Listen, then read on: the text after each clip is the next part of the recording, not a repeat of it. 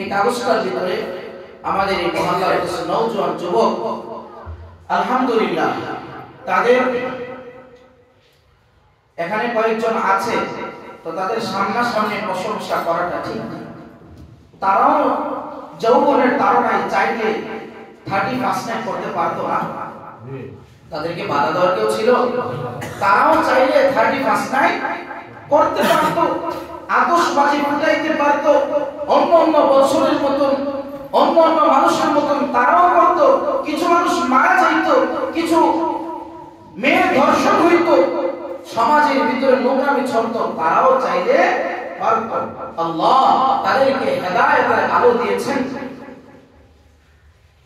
তাদের তত্ত্বাবধানে এই পেজটার ভিতরে কোরআন ও হাদিসের আমি কয়েকটা আয়াত তাফসীর সহ দেখেছি এবং হাদিসে পাকের কিছু এখানে বর্ণনা এনেছে, এগুলো দেখেছি যেগুলো সহিহ কোরআন ও হাদিসে পাকের দলিল ভিত্তিক।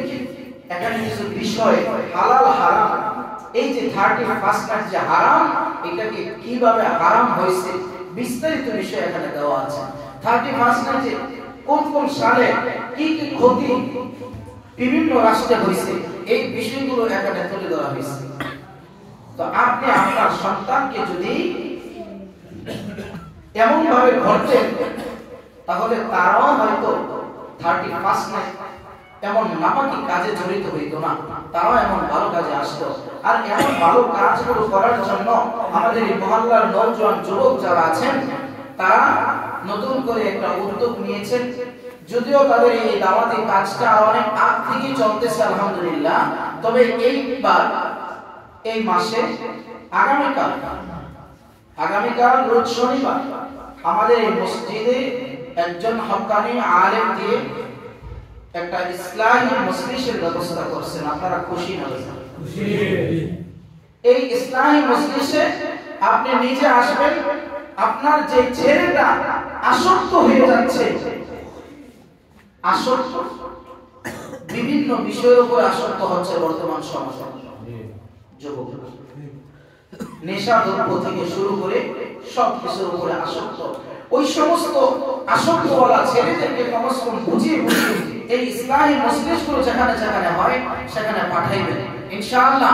আগামীকালকে আমাদের এই মসজিদে ইসলামী মজলিস হবে অল্প সময়ের জন্য, আসর টু মাগরিব। আসরের নামাজ এখানে পড়লে বাদ আসর থেকে মাগরিব পর্যন্ত আলোচনা করবেন। যিনি আলোচনা করবেন উনি মুহাক্কিক একজন আলেম, দেওবন্দ থেকে ফারেক, ঢাকা থেকে আসবেন।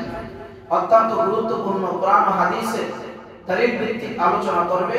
আপনারা সবাই উপস্থিত থাকবেন এবং অন্যদেরকে দাওয়াত দিয়ে এখানে অংশগ্রহণ করে এই মজলিসগুলোকে জোরদার করে আমাদের সমাজ থেকে নাপাকি নামক ট্যাক্সি নিষিদ্ধ আল্লাহ তাআলার নাফরমানি হয় এমন কাজগুলো থেকে আমাদের এই সমাজ যেন নিরাপদ থাকে, আমাদের দেশ যেন নিরাপদ থাকে, আমাদের উম্মাহ যেন নিরাপদ থাকে। আল্লাহ আমাদেরকে সেইভাবে কাজ করার তৌফিক দান করুন। সকলে বলি আল্লাহুম্মা আমিন। আখিরু দাওয়ানা আলহামদুলিল্লাহি রাব্বিল আলামিন।